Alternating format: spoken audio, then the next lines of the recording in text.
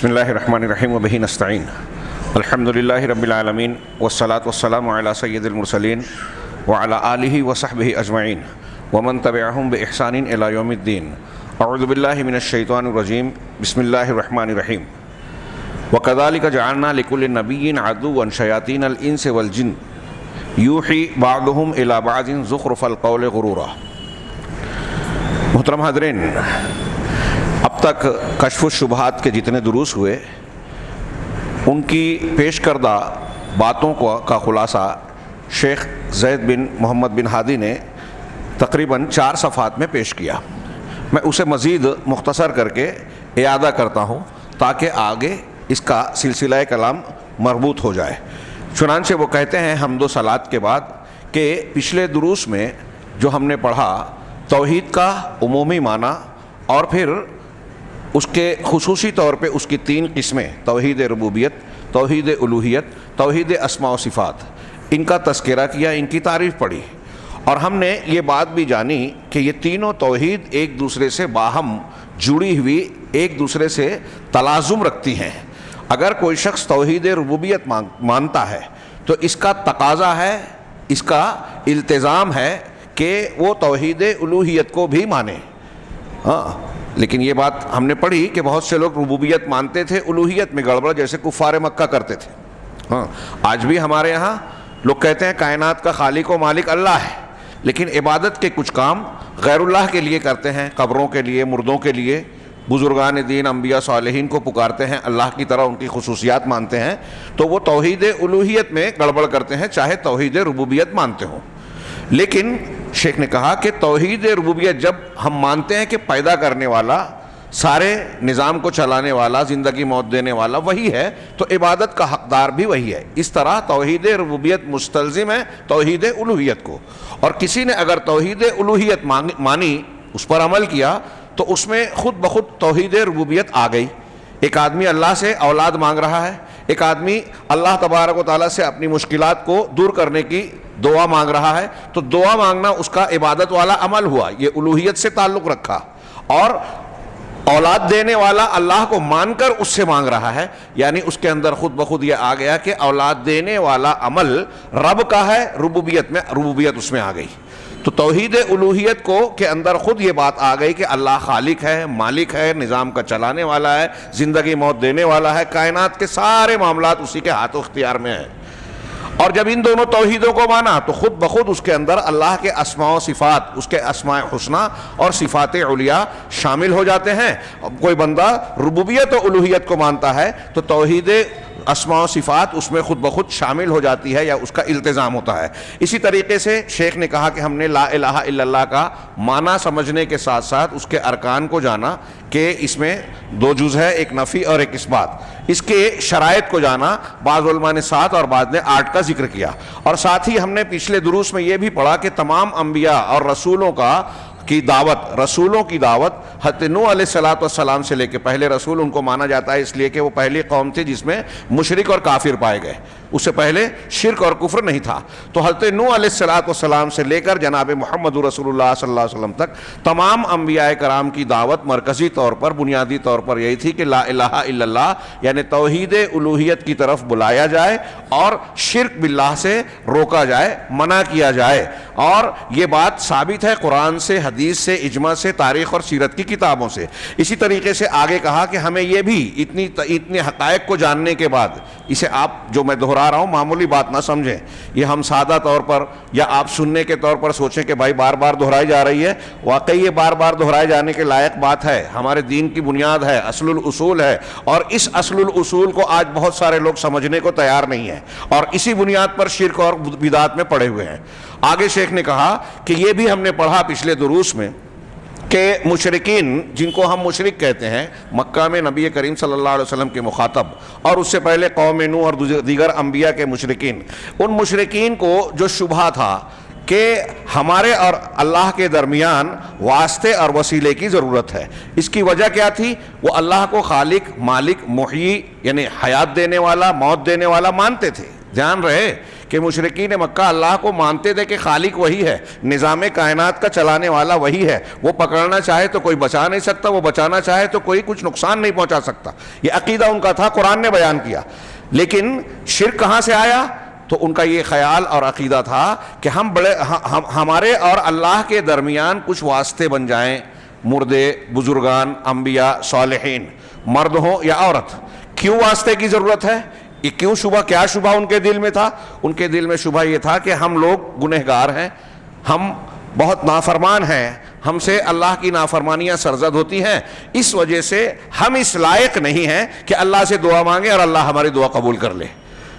تو چونکہ ہماری دعا قبول نہیں ہوگی، اس لیے ہم بزرگوں اور نیک صالحین کو، جو مردہ ہیں، زندہ ہیں، مرد ہیں، عورتیں ہیں، ان کی قبروں پہ جا کے یا کچھ ان کی تصویر بنا کر، کچھ جمادات ہیں، پتھر، لکڑی، تصویر، تعویذ، گنڈا، کسی کے نام کی طرف اشارہ کر کے ان کے ہاتھ پیر کمر میں کچھ ان کے نام کا دھاگا وغیرہ باندھ لینا، ایسی چیزیں اختیار کر کے ان سے اپنی امیدیں اور لو لگا لیا، ان کو ذریعہ مانا۔ دینے والا وہ بھی اللہ کو مان رہے ہیں، لیکن کہہ رہے ہیں کہ ان ذریعوں سے کیا ہوگا؟ یہ ہم کو اللہ تبارک و تعالیٰ سے قریب کر دیں گے۔ اللہ رب العالمین ان کے ذریعے سے ہماری حاجتیں گویا یہ ہم کو اللہ کے سامنے پیش کریں گے۔ چنانچہ ان سے مدد طلب کرتے تھے، بزرگوں سے، وہ زندہ ہیں، مردہ ہیں، قبر والے ہیں، قبر والیاں ہیں، ان سے یہ مدد طلب کرتے تھے کہ ہماری حاجت اللہ رب العالمین کی بارگاہ میں پیش کریں اور وہ ہماری حاجتوں مشکلات کو، وہ جو جیسا کہ ہم چاہتے ہیں حاجتیں پوری ہو، مشکلات آسان ہو، ضرورت پوری کریں۔ اس بنیاد پر ان کا شرک تھا۔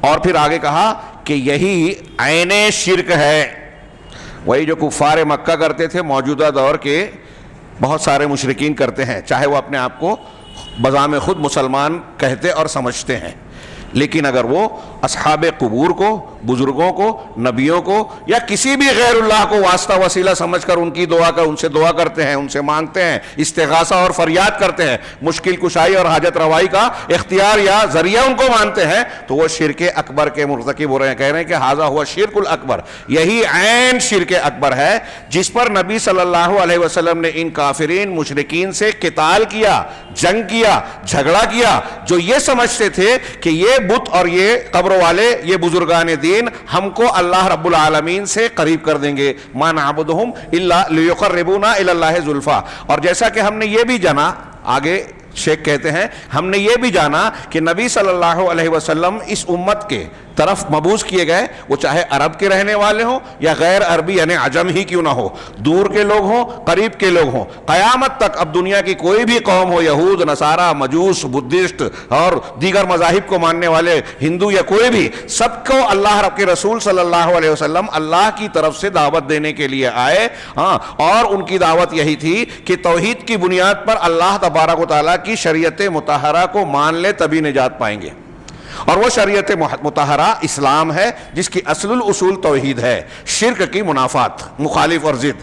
چنانچہ اللہ رب العالمین نے فرمایا وَمَن يَبْتَغِ غَيْرَ الْإِسْلَامِ دِينًا فَلَن يُقْبَلَ مِنْهُ۔ سارے انسانوں کو اور دنیا کے لوگوں کو اعلان کر کے بتا دیا کہ دین کے اعتبار سے، دھرم اور مذہب کے اعتبار سے جو اسلام کے علاوہ کوئی اور مذہب اختیار کرے گا، اللہ کے یہاں وہ قبول نہیں ہوگا۔ ہم اپنے آپ کو یا لوگ اپنے آپ کو کتنی بھی تسلی دے، فریب میں مبتلا کریں کہ سارے دھرم اچھے ہیں، سچے ہیں، سب کے راستے الگ الگ ہیں، منزل ایک ہے، یہ دھوکہ ہے، یہ فریب ہے۔ اللہ رب العالمین صاف صاف کہہ رہا ہے کہ اللہ کا راستہ ایک ہے، اس کا پسندیدہ دین ایک ہے، ان الدین عند اللہ الاسلام، اللہ کے نزدیک پسندیدہ دین اسلام ہی ہے۔ چنانچہ اللہ کے رسول صلی اللہ علیہ وسلم کو جب بھیجا گیا نبی بنا کر ساری انسانیت کے لیے، سارے انسانوں کی طرف، قیامت تک کے انسانوں کے لیے، بغیر کسی زمان و مکان کے قید اور تعین کے، چنانچہ اس کے بعد نبی کریم صلی اللہ علیہ وسلم نے دعوت شروع کی تو شروعات اپنے گھر والوں سے کی، کیونکہ آپ کو حکم دیا گیا تھا ابتدا میں وَأَنذِرْ عَشِيرَتَكَ الْأَقْرَبِينَ، اپنے قریبی رشتہ داروں کو ڈرائیے۔ چنانچہ آپ نے اپنے گھر والوں سے شروعات کی، عام طور سے ابتداءً مخالفت ہوئی، ابو لہب اور ان لوگوں کے قصے ہم جانتے ہیں، پھر آپ نے اپنے دعوت کا دائرہ بتدریج بڑھاتے گئے، یہاں تک کہ نبی صلی اللہ علیہ وسلم نے اپنے دور کے ایک ایک قبیلے کے سامنے اپنی دعوت کو، اپنے آپ کو پیش کیا، اپنی نبوت کو پیش کیا، تاکہ وہ اللہ تبارک و تعالیٰ کی اس رسالت اور پیغام کو قبول کر لیں اور اس کے معاون اور حامی بن جائیں۔ چنانچہ اس راستے میں نبی کریم صلی اللہ علیہ وسلم کو بہت زیادہ تکلیفیں دی گئی، آپ نے خوب صبر کیا، ڈٹے رہے اور اور سارے معاملات کو برداشت کیا۔ بنیاد کیا ہے کفار و مشرکین سے؟ بنیادی جھگڑا کیا ہے کہ وہ اللہ کے یہاں واسطہ وسیلہ بنا۔ اللہ کو وہ بھی مان رہے ہیں، خالق مالک مدبر وہ بھی جان رہے ہیں، لیکن عبادت میں شرک کر رہے ہیں۔ اسی پر اللہ کے نبی صلی اللہ علیہ وسلم کا جھگڑا ہوا ان سے۔ اللہ کے نبی صلی اللہ علیہ وسلم کو وہ امین صادق سب سے اچھا انسان مانتے تھے، پھر بھی مخالفت کیا۔ کیوں؟ اسی عقیدے کی بنیاد پر۔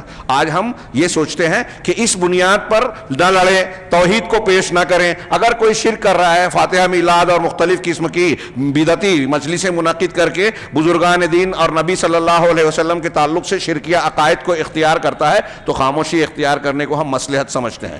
سب سے بڑی مصلحت توحید اور شرک میں یہ ہے کہ توحید کو بے لاگ اور دو ٹوک انداز میں پیش کیا جائے۔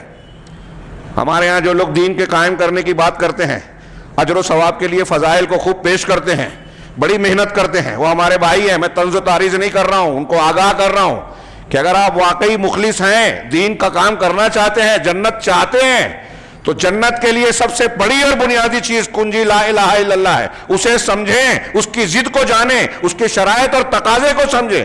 اور تمام انبیاء کی دعوت یہی تھی کہ لا الہ الا اللہ کو دو ٹوک انداز میں پیش کیا جائے۔ یہی تو جھگڑا تھا۔ آپ سوچتے ہیں کہ آپ دعوت بھی دیں میں کوئی جھگڑا بھی نہ کریں؟ اگر کسی کو برا نہ لگے تو آپ کی دعوت نہیں ہے۔ جو بھی باطل پرست ہے، مشرک ہے، بدعتی ہے، جب آپ اس کے شرک اور بدعت کو رد کریں گے تو برا تو لگے گا۔ اب یہ الگ بات ہے کہ آپ اپنے طور سے حتی الامکان حکمت کا طریقہ اختیار کریں، اثر انداز ہونے والا طریقہ اور دلائل والا طریقہ اختیار کریں، اس کے باوجود شیاطین الانس والجن ہٹ دھرمی پر، عناد پر اگر آمادہ ہیں تو پھر موسیٰ علیہ السلام کے سامنے فرعون ہے، حضرت ابراہیم کے سامنے ان کی قوم اور نمرود ہے، نبی کریم صلی اللہ علیہ وسلم کے سامنے ابو جہل، عبداللہ بن ابی بن سلول، ابو لہب اور ایسے سرکش لوگ ہیں جو انبیاء کرام کے انتہائی اعلیٰ اخلاق کے باوجود ان کے دشمن رہے۔ تو آپ اور ہم یہ سوچتے ہیں کہ نبی سے زیادہ اونچا اخلاق والے ہو جائیں گے کہ ہم دعوت بھی دیں اور کوئی برا بھی نہ مانے؟ ایسا نہیں ہو سکتا۔ یہی تو امتحان ہے ہمارا۔ چنانچہ یہ کہا کہ اللہ کے نبی صلی اللہ علیہ وسلم نے جب دعوت پیش کی تو آپ کی مخالفت ہوئی۔ آپ نے صبر ضبط سے کام لیا، بھرپور استقامت کا پہاڑ بن کر کھڑے رہے، یہاں تک کہ اللہ تبارک و تعالیٰ نے اپنے دین کو غالب کیا۔ چنانچہ یہ دین اسلام جزیرۃ العرب میں پھیل گیا، بلکہ جزیرۃ العرب کے باہر میں بھی بتدریج پھیلتا گیا۔ اللہ کے نبی صلی اللہ علیہ وسلم کا دور نبوت جو قرآن کے نزول کی مدت ہے 23 سالہ عمر میں نہ صرف جزیرۃ العرب بلکہ جزیرۃ العرب سے باہر بھی آپ کی دعوت پہنچ گئی، اور آپ نے شاہان عالم کو خطوط لکھے۔ بہت سارے لوگ عرب کے باہر کے بھی اسلام قبول کرتے گئے۔ اس کے بعد اللہ کے نبی صلی اللہ علیہ وسلم کے بعد خلفائے راشدین آئے، چنانچہ وہ بھی نبی صلی اللہ علیہ وسلم کے دعوتی دینی طریقے پر چلتے رہے، اسی منہج کو اختیار کیا، اس میں کوئی تبدیلی اور تغیر نہیں کیا، کوئی بدعت اور نئی چیز دین میں پیدا نہیں کی۔ چنانچہ اگرچہ وہ لوگ امت میں سب سے بہتر تھے، لیکن وہ نبی کی طرح معصوم نہیں تھے، لیکن انہوں نے ہر معاملے میں دعوت، جہاد اور دین کے زندگی کے تمام امور میں نبی کریم صلی اللہ علیہ وسلم کے ایک ایک ادا کو، سنت کو، طریقے کو باریک بینی سے ملحوظ رکھا، اور آپ کے نقش قدم پر تعلیم و تربیت میں اور مسلمانوں کو نفع پہنچانے کی کوششوں میں اور دیگر تمام امور میں چلتے رہے۔ چنانچہ ان کے زمانے میں ہم دیکھتے ہیں کہ خلفائے راشدین کے زمانے میں دنیا کا ایک تہائی حصہ اسلام کے زیر نگیں آ گیا، اور بقیہ جو حصے بچے تھے وہاں بھی اسلام کا کلمہ اور بول پہنچ گیا۔ کل دعوت اور کلمہ توحید سے دنیا ناآشنا نہیں رہے کفار۔ تو یہ بھی ہم نے پچھلے دروس میں پڑھا کہ کفار کا معاملہ رہا تو نبی کریم صلی اللہ علیہ وسلم نے جب ان سے کہا تھا کہ لا الہ الا اللہ کہو، ایسا ایسا تم کو نتیجہ ملے گا، تو انہوں نے لا الہ الا اللہ کا معنی سمجھا تھا۔ پچھلے دروس میں ہم نے پڑھا کہ کفار مکہ لا الہ الا اللہ کا معنی سمجھتے تھے، جو آج کے بہت سے مسلمان نہیں سمجھتے۔ وہ جانتے تھے کہ اگر ہم نے لا الہ الا اللہ کہا تو جتنے بتوں، معبودوں، معبودان باطلہ کی ہم پرستش و عبادت کر رہے ہیں ان کو چھوڑ کر صرف اللہ کی عبادت کرنی ہوگی، کیونکہ لا الہ کا معنی کوئی معبود نہیں، عبادت کے لائق کوئی ہے ہی نہیں الا اللہ، صرف اللہ کی۔ چنانچہ جب کفار مکہ کو اللہ کے نبی صلی اللہ علیہ وسلم نے لا الہ الا اللہ کی دعوت دی تو انہوں نے اس پر تعجب کیا، اور وہ اس کا معنی سمجھتے تھے کہ یہ کلمہ کہنے والا عبادت کو خالص اللہ کا حق سمجھتا ہے، مانتا ہے۔ چنانچہ جب اللہ کے رسول صلی اللہ علیہ وسلم نے کہا، قرآن کی دعوت پیش کی، فَعَلَمْ أَنَّهُ لَا إِلَهَ إِلَّا اللَّهُ، تو انہوں نے جان لیا کہ لا الہ کا مطلب تمام معبودان باطلہ کی جن کو ہم پوج رہے ہیں اور اللہ کے علاوہ جو بھی پوجے جاتے ہیں سب کی نفی ہے، اور الا اللہ سے عبادت صرف اللہ کے لیے ثابت ہو رہی ہے، اس کے علاوہ سب سے اس کا رد ہو رہا ہے۔ چنانچہ بتوں اور اوثان و اصنام کی وہ کسی بھی شکل میں ہوں ان کی عبادت اس سے رد ہو جاتی ہے۔ ہاں، لیکن قوم اس پر مطمئن نہیں ہوئی، اس دعوت کریمہ اور مبارک دعوت سے مطمئن نہیں ہوئی، اور نبی کریم صلی اللہ علیہ وسلم کو جو جواب دیا قرآن نے جا بجا اس کو نقل کیا۔ مثال کے طور پہ سورہ صاد میں ان کا جواب نقل کیا کہ اللہ کے نبی صلی اللہ علیہ وسلم کے بارے میں کہا، اجعل الآلہۃ الہ واحدہ ان ھذا لشیء عجاب، کیا اس نے سارے معبودوں کو ایک ہی معبود بنا دیا؟ یہ تو بڑی تعجب کی بات ہے، ہاں، کہ اس کائنات کا نظام چلانے والا اور وہ عبادت کے لائق محض تنہا ایک ہی ذات ہے۔ تو اس پر یہ ان کو تعجب ہو رہا تھا، حالانکہ وہ یہ مانتے تھے کہ بنانے والا صرف وہی ہے۔ چنانچہ وہ کہنا اس کے بعد وہ آپس میں ایک دوسرے کو تلقین کرنے لگے کہ اسی راستے پر جو ہم نے اپنے باپ دادا سے پایا ہے، باپ دادا جو شرکیہ کام کرتے آئے ہیں، بتوں کی اور اصنام و اوثان کی پرستش، ہم کو چاہیے کہ ہم اسی راستے پر چلتے رہیں، اللہ کے علاوہ کی عبادت کرتے رہیں، جیسا کہ اللہ تبارک و تعالیٰ نے اسی سورہ صاد میں آگے نقل کیا۔ اللہ تعالیٰ نے ان کا قول جو ایک دوسرے کو کہا نقل کیا، وَانْطَلَقَ الْمَلَأُ مِنْهُمْ أَنِ امْشُوا وَاصْبِرُوا عَلَىٰ آلِهَتِكُمْ، اور ان میں جو سردار تھے مشرکین کے، وہ اس طرح آگے بڑھے چلے کہ انہوں نے کہا، ہاں، کہ چلتے رہو اور اپنے معبودوں پر جمے رہو، ڈٹے رہو۔ ایک دوسرے کو تلقین کر رہے ہیں کہ اسی راستے پر چلتے رہو جو باپ دادا سے ملا ہے، اور جو اپنے معبود ہیں باطل اوثان اور اصنام انہی پر ڈٹے رہو۔ ان ھذا لشیء یراد، یہ یقیناً ایسی چیز ہے جس کا کوئی مقصد ہے، اس کی کوئی غرض ہے، جو محمد صلی اللہ علیہ وسلم جو دعوت دے رہے ہیں نا، اس کا کوئی اور مقصد ہے، یہ ہمارے اوپر سیادت اور قیادت چاہتے ہیں اور کچھ اور دنیا کی چیزیں چاہتے ہیں، یعنی اللہ کے نبی صلی اللہ علیہ وسلم کی دعوت پر یہ گویا اعتراض کر رہے ہیں یا لوگوں کو بھٹکا رہے ہیں کہ دیکھو ان کا کچھ مقصد ہے، بڑا بننا چاہتا ہے۔ ما سمعنا بہذا فی الملۃ الآخرہ، یہ دعوت تو ہم نے پچھلی کسی ملت میں سنی ہی نہیں، نہ ہمارے باپ دادا میں سنی، اور نہ نصارہ کا جو دین ہے عیسائیوں کا اس میں بھی ہم نے نہیں سنی، یعنی مراد ملت عیسیٰ ہے۔ ہاں، ان ھذا الا اختلاق، سورہ صاد کی آیت کا اگلا ٹکڑا ہے کہ کفار نے کہا کہ یہ جو کہہ رہا ہے بس یہ تو من گھڑت بات ہے، بناوٹی بات ہے۔ ان ھذا الا اختلاق ما ھذا الا کذب، مطلب یہ کہ یہ جھوٹ ہے جو محمد صلی اللہ علیہ وسلم لے کر آئے ہیں، نعوذ باللہ، ولم یکن وحیا، اور یہ وحی نہیں ہے۔ یہ باتیں وہ آپس میں ایک دوسرے کو تسلی دینے کے لیے اگرچہ کہتے تھے، لیکن دوسرے مقامات پر ان کا اعتراف بھی تھا کہ دل سے وہ جانتے تھے کہ یہ کلام محمد صلی اللہ علیہ وسلم کا نہیں ہے، ہم ایسا کلام نہیں بنا سکتے، یقیناً یہ وحی ہے، اور یہ بھی جانتے تھے کہ محمد صلی اللہ علیہ وسلم دنیا کے امور میں جھوٹ نہیں بولتے، دنیا کے امور میں خیانت نہیں کرتے، اور جو شخص دنیا کے امور میں جھوٹ اور خیانت نہیں کرے گا، بددیانتی نہیں کرے گا، وہ دین اور اللہ کے معاملے میں کیسے جھوٹ بول سکتا ہے، کیسے خیانت کر سکتا ہے، یہ وہ بخوبی جانتے تھے، لیکن یہ ان کی ہٹ دھرمی تھی کہ اپنے آپس میں ایک دوسرے کو، امت کو گمراہ کرنے کے لیے، نبی صلی اللہ علیہ وسلم سے حسد کے لیے، ہاں، یہ کہتے تھے کہ اللہ کے رسول پر کچھ اترا نہیں ہے، یہ من گھڑت باتیں ہیں۔ اس طرح انہوں نے ہٹ دھرمی اور تکبر و حسد کی بنیاد پر اس نبی صلی اللہ علیہ وسلم اور آپ کی دعوت کو رد کیا، اپنی امت اور قوم کو گمراہ کرنے کے لیے، اس عظیم الشان پیغام سے ہٹانے کے لیے، جس کو اگر کوئی شخص اختیار کرتا ہے محمد صلی اللہ علیہ وسلم کی دعوت کو تو وہ کامیاب ہوگا، نجات پائے گا، یہ اس کے دین اور اس دنیا اور دنیا کے بعد کی زندگی کے لیے مفید ہے، اور جو اسے قبول نہیں کرے گا وہ اس کے لیے نقصان دہ ہے۔ یہ شیخ زید نے پچھلے دروس کے خلاصے کے طور پر یہ باتیں نقل کی، دماغ میں رکھی ہیں۔ کفار مکہ یہ مانتے تھے، اللہ کے نبی کا کس بنیاد پہ جھگڑا تھا، اور آج وہی کفار مکہ کی چیز ہمارے ہاں کچھ لوگ اختیار کیے ہوئے ہیں اور قرآن حدیث سے کوشش کرتے ہیں کہ اس کو ثابت کریں، جو شرک اکبر ہے، جو کفر اکبر ہے۔ چنانچہ آگے محمد بن عبد الوہاب رحمہ اللہ کی ایک عبارت میں پڑھ رہا ہوں، اور اس کی انہوں نے مختصر شرح کی 1.5 صفحے میں، کہتے ہیں یہ شیخ محمد بن عبد الوہاب کی عبارت اگلی، وَعَلَمْ أَنَّ اللَّهَ سُبْحَانَهُ مِنْ حِكْمَتِهِ لَمْ يَبْعَثْ نَبِيًّا بِهَذَا التَّوْحِيدِ إِلَّا جَعَلَ لَهُ أَعْدَاءَ، کہ یہ بات اچھی طرح علم میں رکھ لیجئے.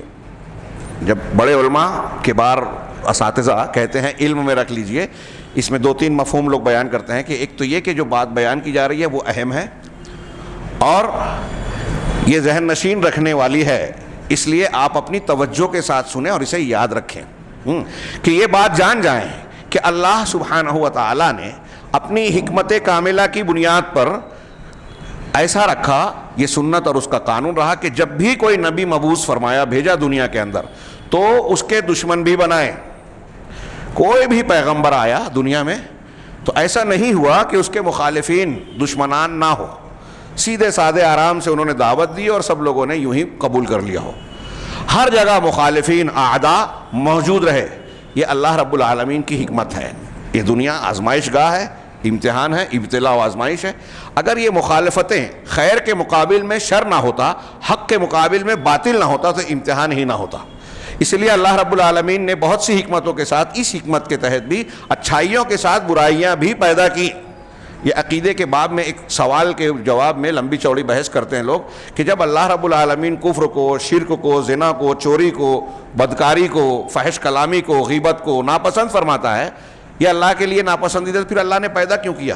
سب چیز اللہ کی پیدا کی ہوئی ہے, اچھائی بھی برائی بھی, اجالا بھی اندھیرا بھی. ہاں, تو پھر اللہ نے پیدا کیوں کیا؟ تو اس کی کئی حکمتیں بیان کی جاتی ہے, اس میں سے ایک حکمت, اسی لیے شیخ محمد عبد الوہاب نے بھی کہا کہ اللہ نے اپنی حکمت کے ذریعے سے, حکمت کی بنیاد پر, ہاں, کوئی بھی نبی بھیجا تو اس کے ساتھ ان کے مقابل ان کے دشمن بھی رہے, جیسا کہ اللہ تبارک و تعالیٰ کا فرمان ہے وَكَذَلِكَ جَعَلْنَا لِكُلِّ نَبِيٍّ عَدُوًّا شَيَاطِينِ الْإِنسِ وَالْجِنِّ يُوحِي بَعْضُهُمْ إِلَى بَعْضٍ زُخْرُفَ الْقَوْلِ غُرُورًا, کہ اسی طرح ہم نے ہر نبی کے بہت سارے شیاطین دشمن بنائے, انسانوں میں سے بھی جنوں میں سے بھی. وہ جو دشمن شیطان دشمن ہوتے وہ انسانوں میں سے بھی ہوتے اور جنوں میں سے بھی. مطلب بہت سے انسان بھی اس لائق ہیں کہ انہیں شیاطین کہا جائے, اور بہت سے جن بھی ہیں جن کو شیاطین کہا جائے. شیطان جنوں سے الگ مخلوق نہیں ہے, یہی سرکش اور برے جنوں کو شیاطین کہا جاتا ہے. اور اس آیت سے یہ بھی پتہ چلا آگے والے جملے سے کہ یوحی بعضهم الی بعض, کہ ان میں کا بعض کے دل میں وسوسہ ڈالتا ہے, وحی ڈالتا ہے, دل میں مخفی الہام کرتا ہے, دل میں بات ڈالتا ہے. یہاں وحی کے لفظ کا ترجمہ محمد عبد الوہاب شیخ محمد جوناگڑھی نے وسوسہ ڈالنے سے کیا, جو بہت شاندار ہے, کیونکہ شیطان ہے وہ جو دل میں بات ڈال رہا ہے, وہ وحی شیطانی ہے. ہاں, تو یہ بعض کی طرف چکنی چپڑی باتوں کو لوگوں کو دھوکہ دینے کے لیے, غرورا, دھوکہ دینے کے لیے چکنی چپڑی باتوں کو کا وسوسہ ڈالتے رہتے ہیں. پھر سے اس جملے کو اپنے سیدھے جملے میں کہ اللہ رب العالمین کوئی بھی نبی آیا تو اللہ نے ان کے دشمن بنائے. وہ دشمن شیاطین انسانوں میں سے بھی جنوں میں سے بھی. ہاں, کیا کرتے وہ؟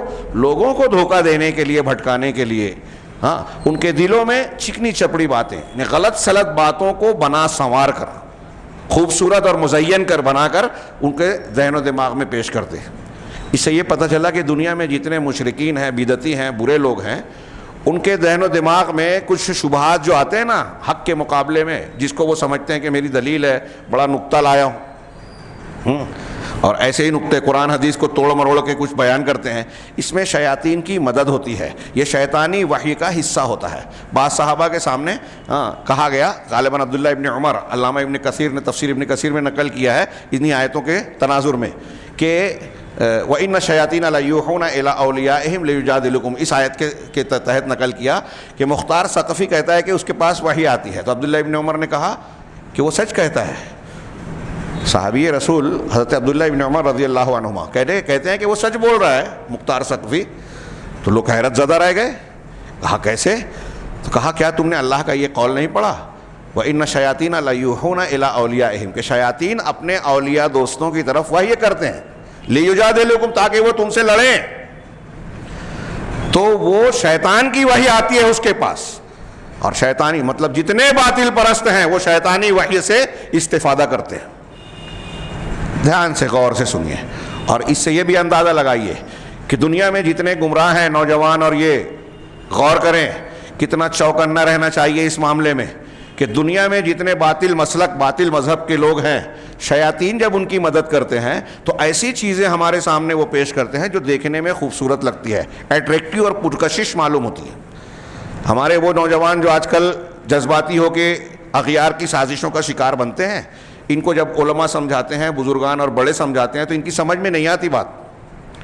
ہاں، ابھی میں اسی درس کے لیے ایک کتاب پڑھ رہا تھا کچھ چیز ڈھونڈنے کے لیے، تو بڑا عجیب و غریب مجھے تعجب ہوا۔ حضرت امام احمد بن حنبل رحمہ اللہ کے پاس کچھ لوگ آئے، اس کو کتاب میں واقعہ تھا، اس میں واسق باللہ کے زمانے میں اس نے نئے نئے کچھ احکامات کچھ چیزیں بیان کرنا شروع کی، بدعتیں اور غلط سلط چیزیں۔ تو کچھ لوگ امام احمد بن حنبل رحمہ اللہ کے پاس آئے اور کہا کہ اے عبداللہ، ہم بڑے پریشان ہیں، یہ آدمی جو کر رہا ہے آپ دیکھ رہے ہیں، کیا کچھ الٹے سیدھے حرکتیں کر رہا ہے، احکامات جاری کر رہا ہے۔ تو میں اختصار کے ساتھ واقعے کی بنیاد نقل کر رہا ہوں، لمبے چوڑے سوال جواب ہے، پہلے کئی مرتبہ انہوں نے کئی سوالات کیے امام احمد نے ان سے، تو آخر میں پوچھا کہ آپ لوگ چاہتے کیا ہیں؟ تو کہا ہم یہ چاہتے ہیں کہ اس کی حکومت بدل کے کچھ دوسرا کام کیا جائے۔ تو امام احمد بن حنبل نے ان سے کہا کہ کیا تمہارے پاس کوئی اور کام اور مشغولیت اور راستہ نہیں ہے؟ غور کرو کہ اگر تم نے اس کوشش میں اگر تم لوگ ناکام ہو گئے تو نتیجے اور انجام کیا ہوں گے؟ کیا تم اس پر سنبھال پاؤ گے معاملات کو؟ کیا تم اپنے آپ کو، اپنے بیوی بچوں کی حفاظت کر پاؤ گے؟ امام احمد بن حنبل سے لمبی چوڑی گفتگو ہوئی۔ شیخ عبدالرزاق نے اس کو ذکر کیا کہ لمبی گفتگو کر کے انہیں بہت سمجھانے کی کوشش کی کہ یہ طریقہ نہیں ہے اصلاح کا۔ جب وہ جملے میں پڑھ رہا تھا تو مجھے یاد آ رہا تھا کہ یہ کوئی پرانا نہیں، جدید دور کا ہی مسئلہ نہیں، پرانے زمانے سے چلا آ رہا ہے کہ جن کو الٹی سیدھی بات دماغ میں بیٹھ جاتی ہے، ہاں، آج جو لوگ ہتھیار اٹھانے کی، اقتدار قائم کرنے کی، اور کیا قرآن میں یہ نہیں ہے کہ آپ نکل جاؤ گھر سے، ایسا کرو ویسا کرو، یہ جو پیش کرتے ہیں، ہاں، ہمارے کوئی فرنٹ والے، کوئی تنظیم والے نوجوانوں کو بہکاتے ہیں، جو لانچ کی ہوئی تنظیمیں ہیں دوسروں کی جانب سے، ان کو سمجھایا جاتا ہے، مانتے ہی نہیں ہیں۔ امام احمد بن حنبل رحمہ اللہ نے بہت سمجھایا، نہیں مانے، اور پھر انہوں نے وہی کیا جو انہوں نے چاہا تھا۔ نتیجے میں ان میں سے کچھ کو قتل کیا گیا، کچھ کو جو ہے ان کو قید کر دیا گیا، ان کے ہاتھ پاؤں کاٹے گئے، ان کے بچوں تک کو چھوڑا نہیں گیا، ان کے گھروں کو ضبط کیا گیا، تو خود کو نقصان پہنچا لیا، اور جو مقصد بیان کیا وہ مقصد بھی نہیں ملا۔ اسے کیا کہیں گے؟ کیا شعور ہے؟ یہ اسلامی تعلیم کا حصہ ہے کہ آپ ہتھیار اٹھانے کی اگر بات کرتے ہیں، کیا ہندوستان میں ہماری یہ حیثیت ہے؟ قرآنی اعتبار سے غور کیجئے، قرآن میں یہ بھی ہے، قرآن میں ہجرت بھی ہے، قرآن میں غیر مسلموں سے مصالحت بھی ہے، صلح حدیبیہ اور دوسری صلحوں کا ذکر بھی ہے۔ جہاں جیسے حالات ہیں وہاں ویسے کیا جائے گا۔ میں نے اس سے پہلے کئی مرتبہ کہا کہ جب صبر، برداشت اور مستضعفین کے کردار کی بات کی جاتی ہے تو ہمارے نوجوان کب تک کریں گے؟ علماء نے اس کا جواب دیا کہ جب تک صبر کے حالات رہیں گے تب تک آپ صبر کے مکلف ہیں۔ جب تک آپ کو طاقت نہیں ہے کہ بزور قوت شر کو خاتمہ کریں، اس وقت تک آپ کو اللہ نے اس کا حکم دیا ہی نہیں ہے کہ آپ یہ کام کریں۔ جب تک آپ اس کو ایک آسان لفظ میں دماغ میں گھسے، جو میں کئی مرتبہ کہتا ہوں، دوسرے لفظوں میں کہوں کہ جب تک آپ غریب ہیں آپ پر زکوٰۃ فرض نہیں، آپ مر جائیں۔ کوئی بولتا ہے کہ میں کب تک زکوٰۃ نہیں دوں گا، غریب کو بولتا ہے کہ تو غریب ہے، ہمیشہ زکوٰۃ لیتا رہتا ہے، کب تک لیتا رہے گا؟ ایک آدھ سال دے دیا کر۔ اب اس کے گھر میں فاقہ ہو رہا ہے، آپ اس سے کہہ رہے ہیں ایک آدھ سال زکوٰۃ دے دے، تو کس کو؟ سیٹ لوگوں کو دے گا، اور سیٹ لوگوں سے کہے گا کب تک دیتا رہے گا، کبھی لے لیا کرو۔ اگر وہ امیر ہے تو وہ دینے کا مکلف ہے، اور مسکین فقیر ہے تو وہ لینے کا مجاز ہے، شریعت نے اس کو اجازت دی ہے۔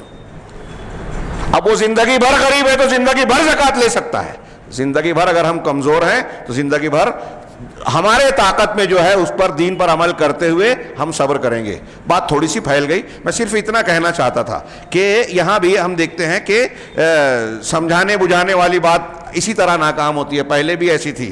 اور یہ کیوں ہوتی ہے؟ شیطان غلط اور خودکشی والی باتوں کو، اسلام اور اسلامی تعلیمات سے ہٹانے والی باتوں کو مزین کر کے پیش کرتا ہے۔ اور دنیا میں جتنے بھی لوگ شرک کر رہے ہیں، اور شرک کرنے کے باوجود دیکھیے ان سے پوچھیے کہ کیا آپ شرک کر رہے ہیں، کہیں گے کہ شرک کیا ہی نہیں ہے۔ ہمارے کچھ لوگ اس طرح کا درس سنیں تو ان کو غصہ آئے گا۔ میں ان لوگوں سے سوال کرنا چاہتا ہوں کہ نبی کریم صلی اللہ علیہ وسلم نے فرمایا کہ امت میں 73 فرقے ہوں گے، صرف ایک نجات پائے گا. اب باقی 72 جہنم میں جائیں گے، وہ ہمیشہ کے لیے، کچھ جائیں گے، کچھ لوگ نکالے جائیں گے، یہ الگ بحث. لیکن یہ نبی کہہ رہے ہیں نا، ہم اس کی تشریح نہیں کرتے، ابھی جانے دیجئے. آپ تشریح بھی چھوڑ دیجئے، آپ بھی چھوڑ دیجئے. نبی صلی اللہ علیہ وسلم کہہ رہے ہیں کہ ایک طبقہ جنت میں جائے گا، 72 جہنم میں جائیں گے، یعنی اکثریت. تو کیا آپ نبی کریم صلی اللہ علیہ وسلم پر اعتراض کریں گے؟ آپ سوال رکھیں اتنے سارے لوگ ان کو سمجھتا نہیں، اللہ کے نبی نے ایسا کیسے کہہ دیا؟ اللہ کی طرف سے وحی کی بنیاد پر کہا، اور آپ کی بات غلط نہیں ہو سکتی، یہ ہمارا ایمان ہے. جو آپ کو غلط مانے وہ کفر اور شرک کی وادی میں جائے گا. اللہ کے نبی صلی اللہ علیہ وسلم کی بات کو تو ہم مانتے ہیں نا. اب میں اگر کہہ رہا ہوں کہ یہ شرک ہے اور یہ فلاں ہے تو کہتے ہیں دیکھو یہ غلط سلط کر رہے ہیں. نبی صلی اللہ علیہ وسلم کہہ رہے ہیں کہ 72 جہنم میں جائیں گے، تو کیوں جائیں گے؟ اسی بنیاد پر جائیں گے کہ ان کے عقیدے میں، ان کے عمل میں شرک ہوگا، بدعت ہوگی، خرافات ہوگی، برائیاں ہوگی، انحراف ہوگا حق سے. سمجھنے کو قوم تیار ہی نہیں ہے، اس کو برا مانتی ہے. اس کو سمجھانا اور اس کو سمجھنا دین کے بنیادی مسائل میں سے ہے، جس سے لوگ آنکھ بند کر کے سمجھتے ہیں کہ میں خطرے سے بچ گیا. آپ کے آنکھ بند کرنے سے خطرہ ٹل جائے گا. اگر آپ غلط موقف اور منہج پر ہیں تو اس معاملے پر بحث نہ کرنا، اس معاملے پر کی تحقیق نہ کرنا آپ کو بچائے گا نہیں. اپنے آپ کو آپ تسلی دے رہے ہو. یہ تسلی اسی ضمن سے آتی ہے جو اللہ نے فرمایا کہ یہ شیاطین الانس والجن جو ہے نا، جو گمراہ کرتے ہیں، یہ چکنی چپڑی باتیں آپ کے دل میں ڈالتے ہیں. کیوں ڈالتے ہیں؟ غرورا، دھوکے کے طور پہ، دھوکے میں ڈالنے کے لیے. یہ شیخ محمد بن عبد الوہاب کی عبارت ہے، اور اس عبارت کا تعلق آگے کے ایک پیراگراف سے ہے. ہم پہلے اس کی شرح پڑھ لیتے ہیں. شیخ نے اس کی تشریح میں کہا کہ وَأَمَّا فِيمَا يَتَعَلَّقُ بِهَذَا. اب رہا اس درس سے متعلق، تو مؤلف نے جو ذکر کیا ہے کہ کوئی بھی نبی آیا تو اس کے دشمن پیدا ہوئے، یہ واقعی ایک سچی تاریخی حقیقت ہے. ہاں، یہ واقعہ ہے، حقیقت ہے. رہا اذ ما من، کیونکہ کوئی بھی نبی، انبیاء میں سے کوئی بھی نبی نہیں آیا مگر اہل باطل نے ان کی مخالفت کی. آپ رسالت و نبوت کی پوری تاریخ پڑھ جائیں، ہاں، انبیاء کرام علیہ الصلوۃ والسلام کی، رسولوں کی پوری تاریخ پڑھ جائیں، صدیوں کے فاصلے کے باوجود یہ چیز مشترک نظر آئے گی کہ ہر نبی جب آیا تو اس کے مخالفین اس کی دعوت کو نشانہ بنانے والے، رد کرنے والے، مخالفت کرنے والے ضرور رہے. لیکن ان مخالفتوں کے باوجود نبی اپنی دعوت کے کام میں چلتے رہے، آگے بڑھتے رہے. ہٹ دھرمی کرنے والوں کی ہٹ دھرمی اور دشمنی، جھٹلانے والوں کا جھٹلانا ان کو ان کے کام سے روک نہیں سکا، اور نہ ہی وہ تکلیفیں، اذیتیں اور ستایا جانا جو مخالفین کی طرف سے انبیاء جس کا مقابلہ کرتے تھے ان حد سے سرکشوں اور گمراہ لوگوں کی طرف سے، تو یہ جو اللہ رب العالمین کے اور ان کے انتہائی شدید دشمن، جو رسولوں کا دشمن، وہ اللہ کا بھی شدید دشمن، رسول کا بھی دشمن، اور تمام ایمان والوں کا دشمن. تو ان دشمنوں کی طرف سے انبیاء کو جو ستایا گیا، تکلیفیں اور اذیتیں دی گئی، ان اذیتوں اور تکلیفوں سے گھبرا کر، کراہ کر انبیاء کرام نے اپنی دعوت اور اپنا کام چھوڑا نہیں. نبی کریم صلی اللہ علیہ وسلم کا اسوہ ہمارے سامنے ہے. کیا نہیں کیا کفار مکہ نے. آپ کی دعوت کی ابتدا سے لے کے ہجرت کرنے تک اور ہجرت کے بعد تک دیکھیے کہ مخالفین جو کر سکتے تھے، نفسیاتی تکلیف، جسمانی اذیت اور ذہنی تکلیف، آپ کے احباب اور ارد گرد کے لوگوں کو الزام تراشیاں، قرآن پر الزام، آپ پر الزام، آپ کو جادوگر کہنا، آپ کو جسمانی تکلیف دینا، یہاں تک کہ قتل کی کوشش کرنا، بائیکاٹ کرنا، ہر قسم کی کوششیں کی. تو کہا کہ ان مخالفین جو اللہ کے انتہائی سخت دشمن، رسول کے دشمن اور مومنین کے دشمن تھے، ان لوگوں کی مخالفتوں اور اذیتوں سے جن کا سامنا انبیاء کرتے تھے، اس سے بھی وہ نہیں پلٹے.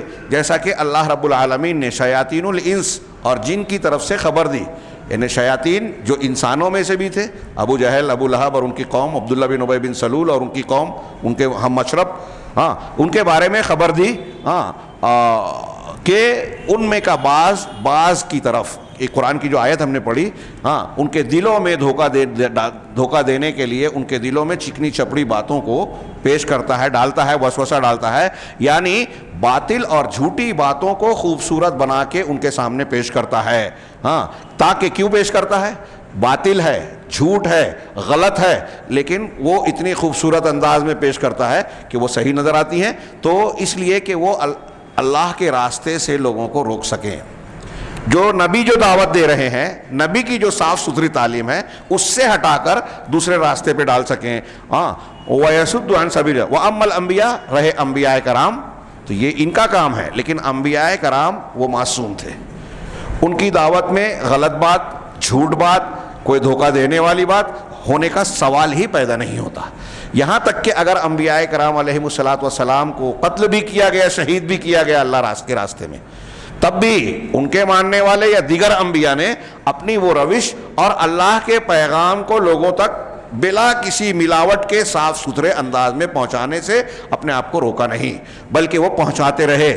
وہ کہہ رہے ہیں کہ کسی نے بھی کمزوری کا بھی مظاہرہ نہیں کیا، بلکہ وہ ہمیشہ اور مسلسل اپنے کام میں لگے رہے، دعوت کا کام دعوت دیتے رہے، تاکہ اپنے اور اپنی قوم کے درمیان کا حق ادا کر دے. اللہ نے جس کام اور ڈیوٹی پر ان کو مامور کیا ہے کہ لوگوں تک حق پہنچائے، وہ ذمہ داری نبھا دے. چنانچہ جتنے بھی امتیں تھی نبی صلی اللہ علیہ وسلم کی بعثت سے پہلے، اپنے رسولوں کے ساتھ جن لوگوں نے یہ معاملہ کیا کہ ان کی دعوت کو سمجھا، قبول کیا، وہ نجات پا گئے، اور جن لوگوں نے جھٹلایا اور یہ زیادہ تھے، ان کا معاملہ کیا ہوا؟ قرآن نے ہم کو بیان کیا کہ اللہ رب العالمین نے ان پر اپنی پکڑ اور اپنے عذاب کو نازل کیا، ایسا عذاب اور پکڑ جو اللہ تعالیٰ مجرمین سے ٹالتا نہیں. ہاں، ایک خاص مدت تک لوگوں کو چھوٹ دیتا ہے، اس چھوٹ میں وہ دھوکے میں پڑ جاتے ہیں کہ ہم اتنی برائی کرنے کے بعد بھی جو ہے پنپ رہے ہیں، حکومت مل رہی ہے، طاقت مل رہی ہے، تو ہمارا کوئی کچھ بگاڑ نہیں سکتا. اللہ تعالیٰ یہ جب ڈھیل دیتا ہے،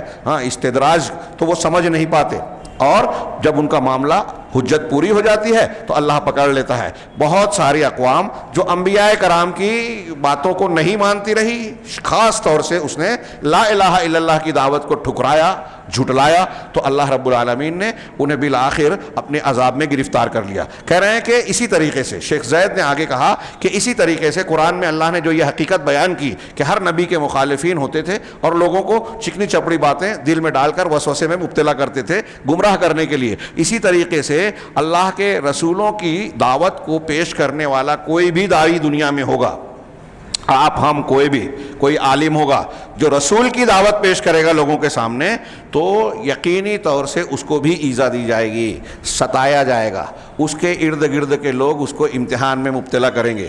اب یہ دیکھیے، یہ امتحان ہمارا بھی ہے اور اس کا بھی ہے جو ستا رہا ہے. ستانے والا اگر دعوت دینے والا صحیح دعوت دے رہا ہے تو ستایا جائے گا، یہ طے ہے، پریشان کیا جائے گا، الزامات لگائے جائیں گے. تو اب گھبرا کے پیچھے ہٹ گیا تو نبی کے طریقے پہ نہیں ہے، امتحان میں پیچھے فیل ہو گیا، اور وہ ڈٹا ہے، اور ستانے والا ستا رہا ہے تو ستانے والا اپنا نامہ اعمال تیار کر رہا ہے، اللہ کے عذاب کو دعوت دے گا بہرحال، الا یہ کہ وہ توبہ کر لے، اس کو توبہ کی توفیق مل جائے. ہاں، تو ہر داعی کا معاملہ جو رسولوں کی دعوت دیتا ہے، ضروری لازمی ہے، یقینی ہے کہ اسے ستایا جائے، اور یقینی ہے کہ اس کے دشمن ہوں گے، اس کے دشمن ہوں گے. دیکھیے کیا کہہ رہے ہیں، یہ قرآن کی آیت کی تشریح کر رہے ہیں کہ اللہ نے ہر نبی کا دشمن پیدا کیا. تو اب کوئی نبی کی دعوت جو وارثین انبیاء ہیں، جب وہ دعوت دیں گے تو ان کے بھی دشمن ہوں گے، مخالفین ہوں گے، ستائیں گے. اور ہمارے یہاں کچھ لوگ دعوت دینے کا کام کرتے ہیں تو سوچتے ہیں کہ ہم دعوت دین بھی دیں اور کوئی برا بھی نہ مانے، کوئی ناراض بھی نہ ہو. یہ کون سی دعوت ہے؟ قرآن تو کہہ رہا ہے کہ انبیاء کی دعوت آپ دیں گے تو دشمن ہوں گے، اور آپ سوچتے ہیں کہ میٹھی میٹھی سنتیں بیان کریں، سونے کے آداب، اٹھنے کے آداب، چلنے کے آداب، بس اتنے، ہاں، مسواک کر لیں، یہ نمبر اور وہ نمبر بتا دے تو کوئی ناراضی نہیں ہوگا. یہ دعوت انبیاء والی دعوت نہیں ہے. ہاں، آپ کسی معاملے میں جب توحید اور شرک کا معاملہ، عقیدے کا معاملے پر، منہج کے معاملے پہ محنت کر لی آپ نے، اس کے بعد آپ تربیت کے طور پر یہ طریقے اختیار کرتے ہیں، بات سمجھ میں آتی ہے، لیکن یہ دعوت نہیں ہے، اور اس سے اصلاح بھی نہیں ہوتی، دل نہیں بدلتا. ایک بڑے مدت تک ایک آدمی فضائل پر عمل کرتے کرتے اچاٹ ہو جاتا ہے اس کا دل، کیونکہ دل میں توحید، اللہ کی محبت، اللہ کا خوف بسا نہیں ہے، جیسے صحابہ کی تربیت اللہ کے رسول نے کی تھی۔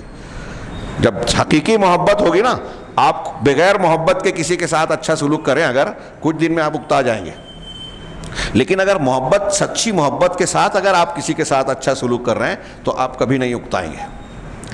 اللہ اور رسول سے محبت کا معاملہ یہی ہے، اور یہ سچی محبت صحیح عقیدے سے پیدا ہوتی ہے، توحید سے پیدا ہوتی ہے۔ چنانچہ یہ کہہ رہے ہیں کہ اگر کوئی پیغام رسالت پہنچانے والا ہے تو اس کے دشمن ہوں گے، اور وہ دشمن لوگوں کو جھوٹی باتیں، گندی باتیں، غلط باتیں بنا سنوار کر مزین کرنے کا کر کے پیش کریں گے۔ اب ہم نے توحید کی باتیں ابھی پیش کی، 2-3 درس پہلے ایک صاحب نے مجھے لا کے بتایا کچھ بریلیوں کی تحریر، ہمارے حاضرین میں سے کچھ لوگوں نے، کہ دیکھیے وہ یہ کہہ رہے ہیں کہ قرآن میں یہ غیر مقلدین جو ہیں، قرآن میں جو مشرکین کے لیے جو آیت ہے وہ مسلمانوں کے لیے پیش کرتے ہیں۔ عجیب بات ہے، قرآن بھرا پڑا ہے۔ اللہ کے نبی صلی اللہ علیہ وسلم کے صحابہ نے جب کہا کہ جیسے مشرکین کے ذات انواع ہے ویسے ہمارے لیے بھی بنا، تو اللہ کے رسول نے ان سے کہا کہ تم نے ویسی ہی بات کہی ہے جیسے بنی اسرائیل نے موسیٰ سے کہی تھی کہ ہمارے لیے معبود بنا دو جیسے ان کے معبود ہیں۔ تو اب جو مشرکین کے لیے اللہ نے اتاری، رسول اللہ صلی اللہ علیہ وسلم ان کو ان کے لیے فٹ کر رہے ہیں۔ یہاں نام سے نہیں چلے گی بات، کام سے دیکھا جائے گا کہ آپ جو طریقہ، جو منہج، جو اصول، جو عبادت اختیار کر رہے ہو وہ قرآن و حدیث کے دائرے میں ہے یا اس کے خلاف ہے۔ وہ مشرکین کے طریقے میں ہے تو وہ شرک ہے۔ نام سے ہم مسلمان ہیں، مسلمان گھرانے کے ہیں، تو قرآن کی وہ آیتیں، اب ایک مسلمان ہے اور سود کا لین دین کر رہا ہے تو مسلمان ہونے کی وجہ سے یہ نہیں کہیں گے کہ سود کی مذمت والی آیتیں اس پر فٹ ہو رہی ہے، وعیدیں اس پر چسپا ہوگی جو سود کا لین دین کر رہا ہے۔ اب کون سی عقل، کون سا مزاج اور استدلال کا طریقہ ہے، سمجھ ہی میں نہیں آتا۔ یہی اب اس پہ مطمئن ہے، غیر مقلدین پر، ان کے علماء پر آپ نے طعن و تشنیع کر دی، اپنے لوگوں کو اور اپنے آپ کو تسلی دے دی جھوٹی۔ لیکن کیا وہ بات صحیح ہے جو آپ کہہ رہے ہیں؟ قطعی نہیں۔ کہا کہ یہ شیاطین جو ہے نا خوبصورت بنا کر پیش کرتے ہیں، اب جن کا علم کم ہوتا ہے، علم میں جن کا حصہ کم ہوتا ہے اور توفیق بھی اللہ کی طرف سے نہیں ملتی، تو وہ دعوت حق سے مڑ کر وہ شرکیہ اور چکنی چپڑی باتوں کو صحیح سمجھ کر اس کے پیچھے چل دیتے ہیں۔ آج کتنی بڑی تعداد مسلمانوں میں ایسی ہے جو ایسی الٹی سیدھی باتوں کی بنیاد پر دین کے پاس مسائل مانتے ہیں۔ اتنے لوگ مانتے ہیں تو میں بھی مانتا ہوں۔ ابھی ہمارے یہاں دیکھیں، رافضیت اور شیعت کا ایک دم کھلا پہلو کے عاشورہ محرم کو کاروبار بند، یہ اہل سنت کا طریقہ نہیں تھا، قرآن و حدیث کی تعلیم نہیں تھی، لوگوں کے دیکھا دیکھی، شہید کربلا اور شہدائے کربلا کی محبت، اہل بیت کی محبت کا آڑ لے کر یہ رافضیت ہمارے یہاں سرایت کر گئی ہے، کچھ کم اور کچھ زیادہ، کچھ عمل میں کچھ عقیدے میں۔ جو نہیں مانتے وہ بھی مجبور ہے بند کرنے پہ، میں نہیں کہتا سب کے سب مانتے ہیں، تو چلن ہے اس لیے مان رہے ہیں۔ ایسی بہت ساری چیزیں ہیں کہ لوگ توفیق سے محروم ہیں اور اس قسم کی باتوں سے، چکنی چپڑی باتوں میں آ جاتے ہیں اور حق سے پھر کر ناحق کو قبول کر لیتے ہیں اور دعوت خیر سے عمومی طور سے ہٹ جاتے ہیں، جیسا کہ مشرکین کے لیے ہم کھلا کھلا دیکھ رہے ہیں، اللہ تعالیٰ نے اور رسول اللہ صلی اللہ علیہ وسلم نے بیان کیا۔ اسی طریقے سے یہ آج کے مشرکین بھی اسی معاملے میں پڑے ہوئے ہیں، اور بدعتی، اہل بدعت بھی جو کہ گمراہ کن بدعتوں میں پڑے ہوئے ہیں، گمراہیوں میں پڑے ہوئے ہیں، حالانکہ اللہ کے رسول صلی اللہ علیہ وسلم نے بالکل کھلے طور پر ان سے منع کیا، پھر بھی امت میں نبی کو ماننے والے لوگ بھی بدعتوں میں مبتلا ہیں۔ ایک طرف وہ نبی کو مانتے ہیں اور نبی نے برابر، یہ آگے انہوں نے نقل کیا کہ ہر جمعہ میں کہتے تھے، ایسا کہ اللہ کے رسول صلی اللہ علیہ وسلم نے اپنی انتہائی قیم وصیت میں اور بلیغ واضح و نصیحت میں، طویل حدیث میں فرمایا وَإِيَّاكُمْ وَمُحْدَثَاتِ الْأُمُورِ، دیکھو دین میں نئے نئے امور سے بچتے رہنا۔ اللہ کے رسول نے یہ کہا نا، اب ہم کہتے ہیں کہ آگے کہا فَإِنَّ كُلَّ مُحْدَثَةٍ بِدْعَةٍ، اس لیے کہ ہر بدعت، ہر نئی ایجاد کردہ چیز بدعت ہے، وَكُلَّ بِدْعَةٍ ضَلَالَةٍ، اور ہر بدعت گمراہی ہے۔ اب نبی نے کہا ہر بدعت گمراہی ہے، تو اب بدعت نکالنا ہے۔ کئی ایسی چیزیں، 12 ربیع الاول کا جلوس، محفل میلاد، یہ جو ابھی عاشورہ کی جو نوحہ و ماتم کی مجلسیں، مرثیہ خوانی، سبیل اور نہ جانے کیا کیا خرافات، تعزیہ داری، یہ سب ثابت کرنا ہے تو کیا کرنا ہے؟ وہ چور دروازے، کہا کہ بدعت حسنہ بھی ہوتی ہے سیئہ بھی ہوتی ہے. حضرت عمر نے کہا تھا 8 رکعت وہ تراویح کی جماعت قائم کریں گے, کتنی اچھی بدعت ہے. دیکھو حضرت عمر نے بدعت کو اچھا کہا تو مطلب بدعت اچھی بھی ہوتی ہے نا. یہی ہے جو اللہ تعالیٰ کہہ رہا ہے کہ چکنی چپڑی باتوں کو خوبصورت بنا کر وسوسہ ڈالنے اور گمراہ کرنے کے لیے پیش کرتے ہیں. کیا حضرت عمر نے ایسی چیز کے بارے میں کہا تھا کہ یہ بدعت ہے جو دین میں نہیں تھی, اللہ کے رسول صلی اللہ علیہ وسلم سے وہ ثابت نہیں ہے؟ یا حضرت عمر فاروق بذات خود بھی اگر کوئی عمل کریں تو خلفائے راشدین میں سے ہیں, ان کی سنت کو اللہ کے رسول نے کہا اختیار کرو, تو نبی صلی اللہ علیہ وسلم کے فرمان سے ان کا طریقہ ہمارے لیے مشروع مانا جائے گا؟ یہ دو باتیں ہیں. اللہ کے رسول نے 3 دن تراویح پڑھی جماعت سے اور پورے مہینے میں پڑھنے کی فضیلت بیان کی, حدیث سے ثابت ہے. تو یہ بدعت معلوم ہوا کہ حضرت عمر دین میں نئی چیز کو یہاں بدعت نہیں کہہ رہے ہیں, بلکہ آپ نے جب جماعت کھڑی کی اس سے پہلے لوگ الگ الگ پڑھتے تھے, اس کے مقابلے میں یہ نئی چیز تھی, اس کو کہا بدعت. یہ لغوی اعتبار سے تھا, شرعی اعتبار سے نہیں تھا. اچھی طرح دماغ میں بٹھائیے. بڑے بڑے علماء کا قول لوگ نقل کرتے ہیں کہ اگر میں نے پڑھا یہاں احناف میں ایک مسئلہ اخبارات میں جھگڑا چلا کچھ سالوں پہلے کہ قرآن اجتماعی قرآن خوانی کرنا چاہیے کہ نہیں کرنا چاہیے. تو احناف کا ایک طبقہ کہہ رہا ہے کہ بدعت, ایک طبقہ کہہ رہا ہے کہ نہیں کر سکتے ہیں. کر سکتے ہیں کہاں سے دلیل ہے؟ تو کہا کہ ہمارے بزرگوں میں سے امداد اللہ مہاجر مکی صاحب نے فرمایا کہ اگر کوئی شخص جو ہے کسی نئی چیز کو مستحب سمجھ کر کرے گا تو بدعت ہوگی. مستحب نہیں سمجھے گا, معاف کیجئے, واجب سمجھ کر کرے گا, شاید تھوڑا سا میں بھول رہا ہوں مستحب یا واجب, ہاں واجب سمجھ کر کرے گا تو وہ بدعت ہوگی. مستحب سمجھ کر کے کرے گا تو نہیں کرے گی. اگر کچھ غلطی ہو تب بھی مطلب یہ لفظ میں میرا مجھے یہی یاد پڑ رہا ہے تو جائز ہوگا. تو میں حیرت زدہ رہ گیا. مستحب سمجھ کر بھی اگر آپ کوئی کام کر رہے ہو تو مستحب کسے کہتے ہیں؟ جس کے کرنے پر آپ کو اللہ کی طرف سے اجر و ثواب ملے, نہ کرنے پہ گناہ نہ ملے. جس کے کرنے پر اجر و ثواب ملے وہ دین ہے کہ نہیں ہے؟ عبادت ہے کہ نہیں ہے؟ وہ دین ہے نا. اب آپ مستحب سمجھ کر اگر کوئی نیا کام کر رہے ہیں جو قرآن حدیث صحابہ سے ثابت نہیں ہے, وہ بدعت ہے.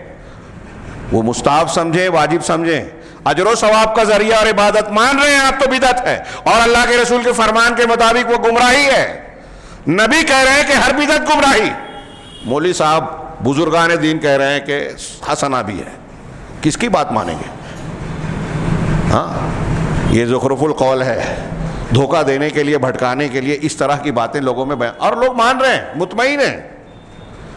نبی صلی اللہ علیہ وسلم ہر جمعہ میں صحابہ کے سامنے, صحابہ بدعت میں نہیں تھے, لیکن آپ کہہ رہے ہیں تاکہ دین کا یہ مصدر لوگوں کو تازہ ہوتا رہے کہ دین میں کوئی نئی چیز اختیار نہ کی جائے, اس سے دین پر آنچ آئے گی, برباد ہو جائے گا دین.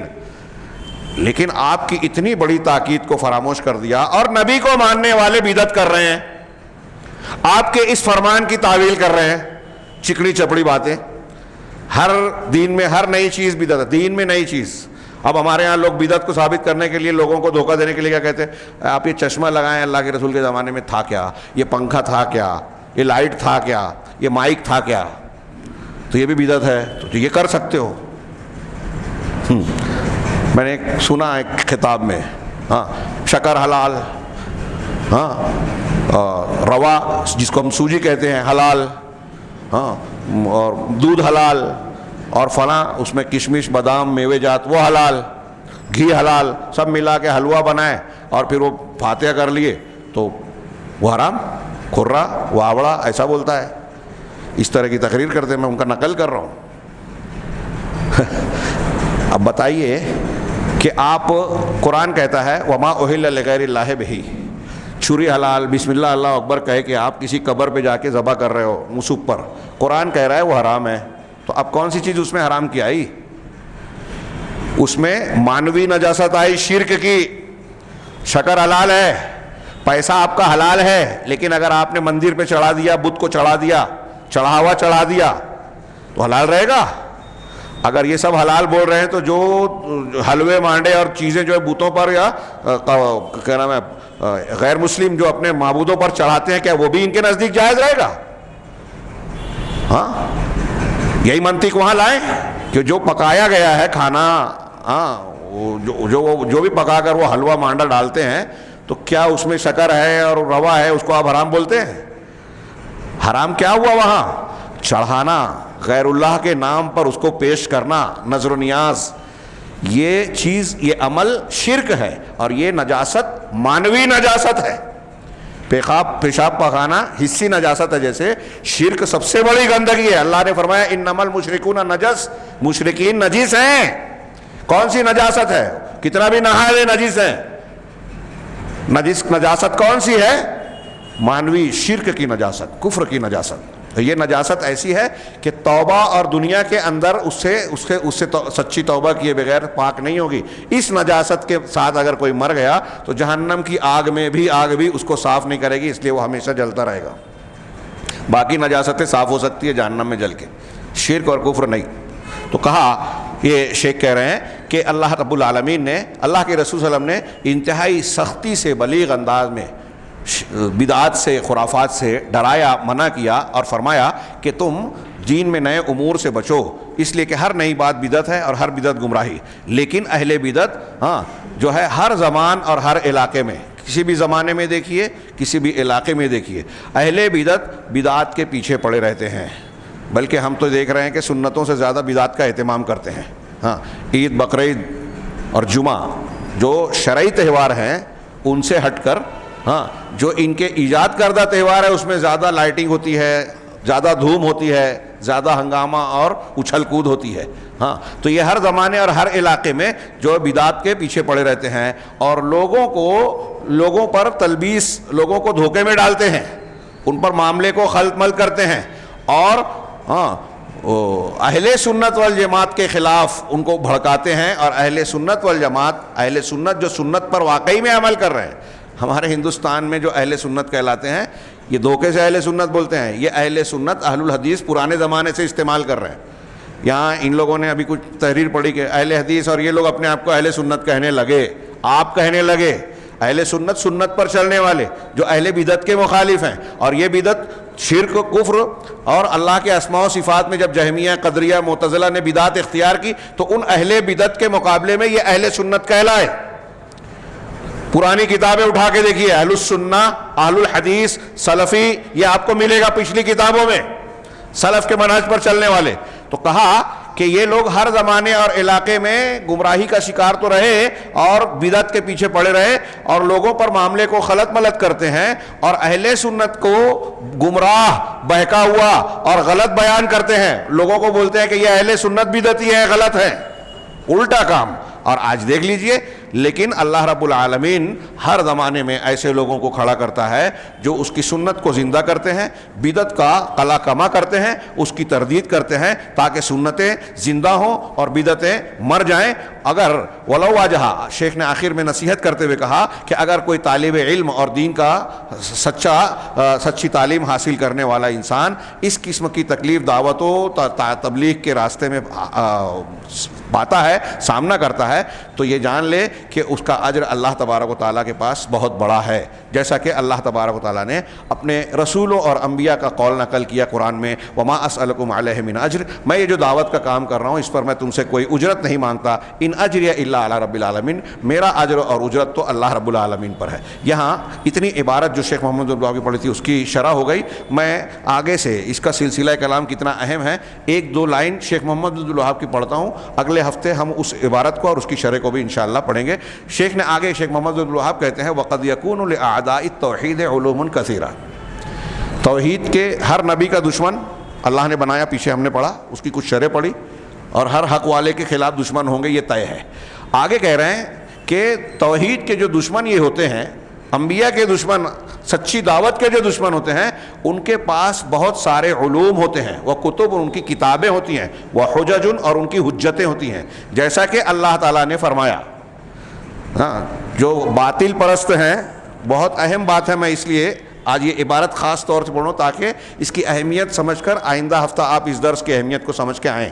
کہا کہ جو باطل پرست ہیں، حق کے دشمن ہیں، نبیوں کے دشمن ہیں، ان کے پاس بھی کچھ علوم، بہت سارے علوم ہیں، کتابیں ہیں، دلیلیں ہیں، بڑی بڑی تفسیر لکھی، بڑی بڑی کتابیں لکھی، بہت جلدوں میں لکھی، بڑے فالوورز ہیں آج کی زبان میں، ان کا جب تقریر کلپ آتی ہے تو لاکھوں لوگ دیکھتے ہیں، تو شیخ کہہ رہے ہیں قرآن کہتا ہے فلما جاءتهم رسلهم بالبینات فرحوا بما عندهم من العلم، جب ہمارے ان کے پاس ان کے رسول واضح دلائل کے ساتھ آئے تو وہ ان دلائل کے مقابلے میں ان کے پاس جو علم ہے اسی پر مست اور مگن رہے، اسی پر اتراتے رہے۔